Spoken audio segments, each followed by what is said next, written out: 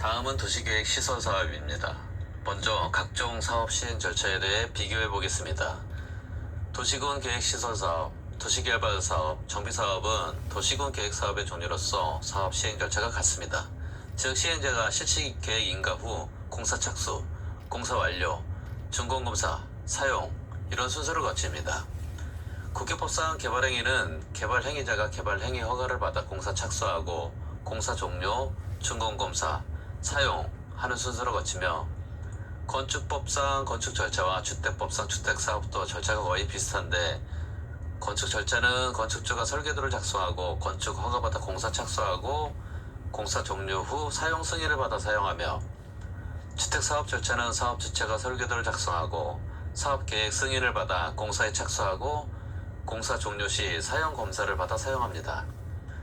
차이점은 건축법은 건축허가, 주택법은 사업계획 승인이라는 표현을 쓰며 건축법은 사용승인, 주택법은 사용검사라는 표현을 쓴다는 게 차이점입니다. 도시군 계획시설 사업이란 도시군 계획시설을 설치, 정비 또는 개량하는 사업을 말하며 기반시설 중 도시군 관리계획으로 결정되면 도시군 계획시설이 됩니다. 기관시로 암기하시고 즉 기반시설이 도시군 관리계획으로 결정되면 도시군 계획시설로 이름만 바뀌는 거죠. 도시군 관리계획에 의하지 않고 도시군 계획시설로 결정 고시하는 시설로는 주폐 장종사 빗물이라고 앞서 살펴봤습니다. 설치 기준은 공법은 모두 국장이 정하지만 도시군 계획시설 설치 기준과 환지 기준은 국토교통부령으로 한다는 거 주의하시고요. 설치 운영은 시군구가 한다는 것도 같이 알아두십시오. 사업 절차는 도시군 계획시설을 결정 고시하면 3개월 내 단계별 집행계획을 특특시군이나 도지사, 국장이 수립하여야 하며 계획이 세워지면 사업 시행자를 지정하는데 민간 지정 요건으로 면적 3분의 2 이상 소유와 토지 소유자 총수 2분의 1 이상 동의하여야 하며 국공유지는 제외된다는 거 주의하십시오. 시행자는 실시계획을 작성하여 시도대장, 국장에게 인가 신청을 하고 실시계획 인가고시를 하며 실시계획 인가고시가 있는 때 공치법에 의한 사업 인정 및 그 고시가 있은 것으로 봅니다. 3개월 내 단계별 집행계획은 입안권자, 즉 특특시군이 세워야 하며 1단계 집행계획은 3년 이내이며 2단계 집행계획은 3년 이후인데 여기서 단계별 집행계획이 수립되지 않거나 1단계에 해당되지 않을 때에는 허가 없이 가설 건축물의 건축, 공작물의 설치, 건축물의 개축 및 재축을 할 수 있습니다. 1단계 사건보호로 가공계로 암기하십시오.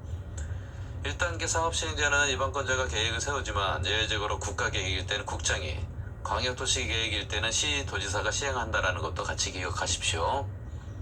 실시계획에 대해 다시 살펴보면 실시계획의 인가권자는 원칙은 시도대장이며 예외는 국장입니다. 실시계획이 인가고시되면 공치법의 사업인정고시가 있은 것으로 봅니다. 실시계획의 인가고시는 공람 14일이며 협의 안 돼서 재결 신청 시는 도시계획 시설사업 사업 시행기간 내에 해야 합니다.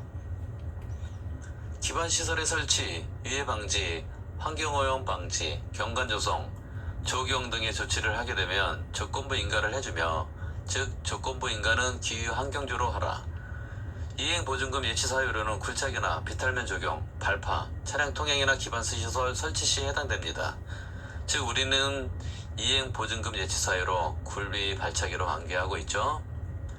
이행보증금의 예치금액은 공사비의 20% 이내이며 납입방법은 현금이 원칙이며 준공검사 후 즉시 반환을 원칙으로 합니다. 사업시행자 보호조치로는 수출분무공, 국공유지 처분 제한으로 암기하십시오. 첫째, 타인 토지 등의 수용 사용. 둘째, 타인 토지의 출입 일시 사용. 셋째, 사업 분할 시행. 넷째, 서류 무료 열람 및 교부 청구. 다섯째, 서류 공시 송달. 여섯째, 국공유지 처분 제한이 있습니다. 국공유지 포함 사유로는 개발조합의 동의자 산정 시나 인가 신청 시, 개발구역의 지정 규모 시 국공유지 포함입니다. 개발법은 전부 국공유지 포함이다로 연결하십시오.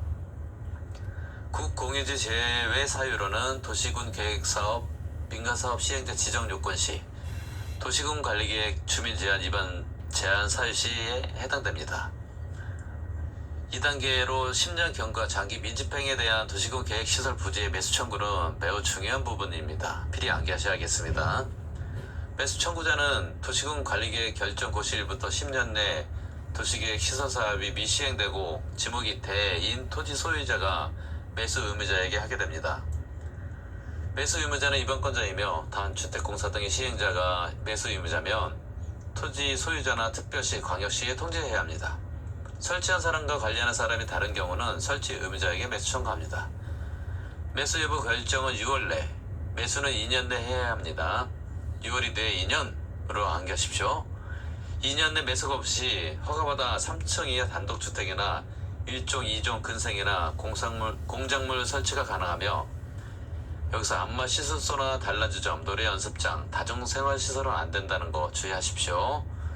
2년 내 불매수 시 2단계 사건보호로 허가받아 330으로 암기하십시오.